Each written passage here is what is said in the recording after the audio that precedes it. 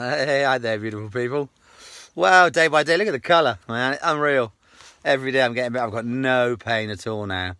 Considering what happened to me last week, it is pretty amazing how, I was taken off in hospital last week, so I was in so much pain because of my liver. But now, boom. So yesterday was okay.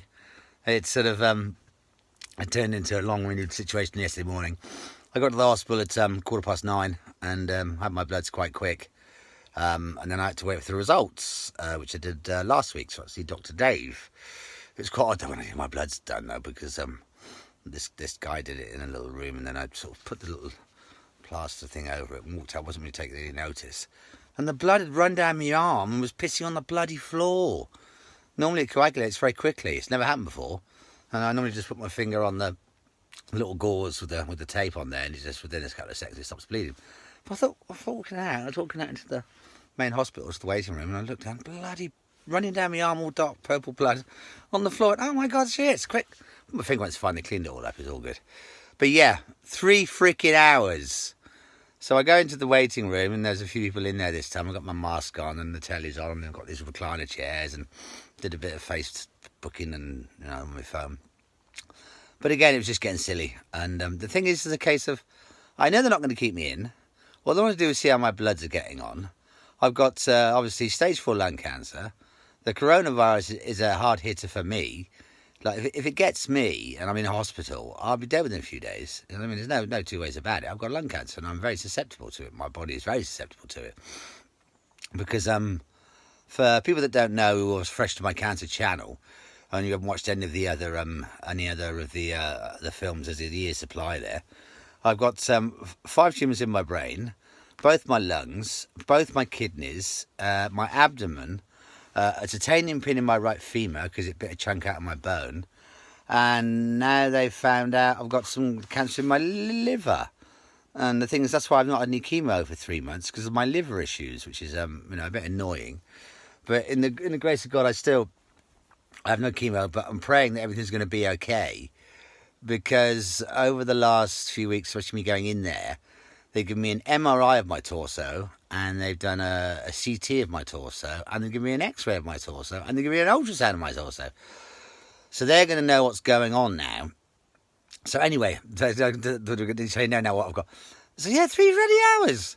So I got 1 hour, 2 hours, and I'm just waiting for the result. And I finally got up after 3 hours. So look, I'm really sorry, guys. I don't want to sound rude, but look, I have got stage 4 lung cancer, and me being here is not at all good.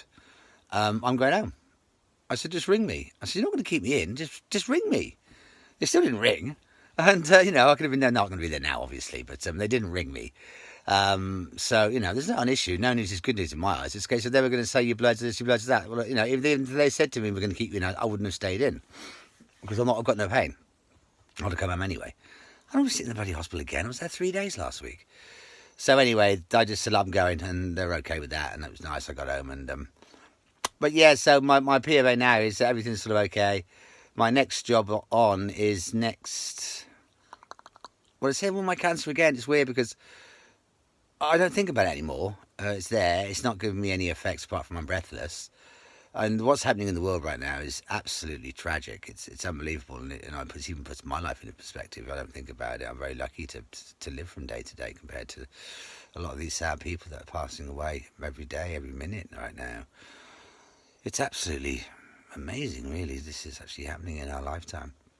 So yeah, it's sad, but really sad. I'm lucky, really. I'm okay. I don't have to go to work.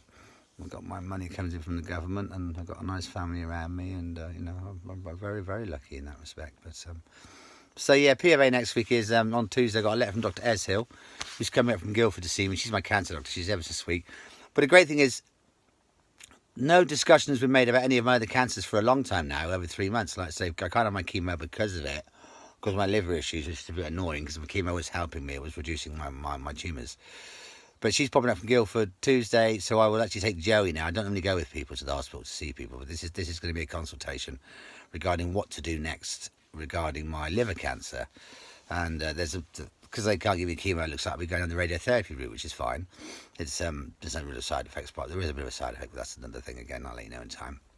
But I'll go with Joey because two ears are better than one. And if I'm going to get bad news, it is nice to know, because obviously now that I know all about this area here, even though I'm going in for the liver, they can discuss with me and she can tell me how my other cancer areas are doing, if they're if they're amplifying, getting bigger, or if they're getting smaller, or they're just staying the same. Because obviously I need to know, which would be great. And having Joey there is nice, because she can listen for me as well. Because when I get bad news, sometimes I go a bit deaf and I don't really listen, and I just. But no, I'm sure everything's going to be fine. So that's that one done. That's next Tuesday. And then I'm obviously the people that take care of my brain are the Royal Marsden in Chelsea in London, and they're going to be looking at my brain in June, which is great. So I go in there for an MRI.